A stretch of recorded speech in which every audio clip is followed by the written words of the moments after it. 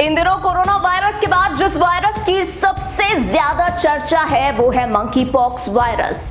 इस समय 27 देशों में मंकी पॉक्स वायरस का प्रकोप है और 780 से अधिक प्रयोगशालाओं ने इनके मामलों की पुष्टि इन प्रयोगशालाओं में की जा चुकी है। इस बीच इसे लेकर एक बहुत ही हैरान कर देने वाली जानकारी सामने आई है। मीडिया रिपोर्ट्स के मुताबिक वैज्ञानिकों ने इसके डीएनए का विश्लेषण कर यह अंदेशा जताया कि यह वायरस 2017 से ही अफ्रीका के बाहर फैलने लगा होगा। इस वायरस को पश्चिमी और मध्य अफ्रीका में स्थानिक मारी यानी कि एंडेमिक फैलाने वाला माना जाता है।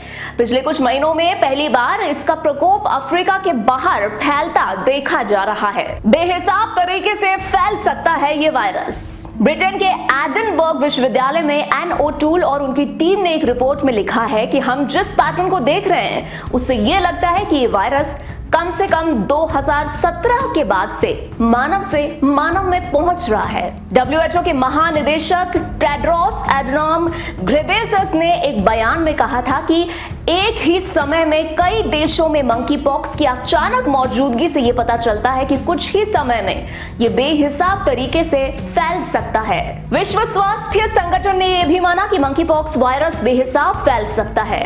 धीरे धीरे विकसित होता है मंकी पॉक्स। इसके अलावा ब्रिटेन के वैज्ञानिकों की टीम ने मंकी पॉक्स वायरस की जीनोम सीक्वेंसिंग की, जिसमें बताया गया कि नए मामलों के लिए जिम्मेदार वायरस 2017 और 2019 के बीच इजराइल, नाइजीरिया, सिंगापुर और ब्रिटेन में फैला।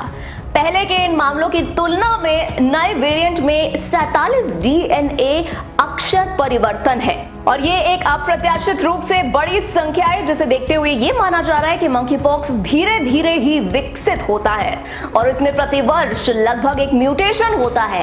इन 47 परिवर्तनों में से लगभग 42 में डीएनए अक्षर टीटी से टीए या जीए में एए बदलना शामिल है।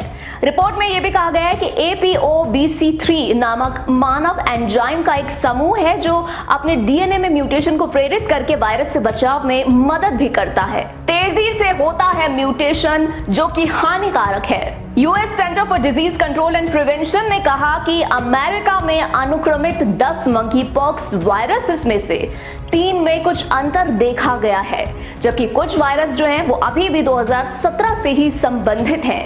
3 मामले उन लोगों में पाए गए जिन्होंने 2021 या 2022 में अफ्रीका और मध्य पूर्व के विभिन्न देशों की यात्रा की थी।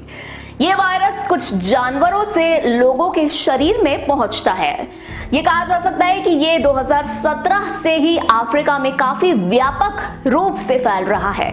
हालांकि शोधकर्ताओं को यह जानकर आश्चर्य भी हुआ कि मौजूदा वायरस 2017 की तुलना में बहुत तेजी से बच्चों या बुजुर्गों के लिए हो सकता है खतरनाक। स्विट्जरलैंड में बर्न विश्वविद्यालय में एमा हॉटक्राफ्ट के हवाले से ये कहा गया, आज हम वायरस में जो म्यूटेशन देखते हैं उससे लगता है कि वो निश्चित रूप से वो नहीं है जो दूसरे वायरसेस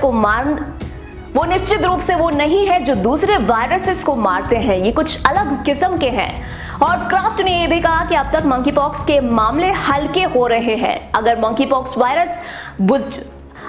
पॉक्स वायरस बच्चों या बुजुर्गों को संक्रमित करना शुरू कर देता है तो इस पर नियंत्रण कर पाना बहुत ही मुश्किल हो सकता है।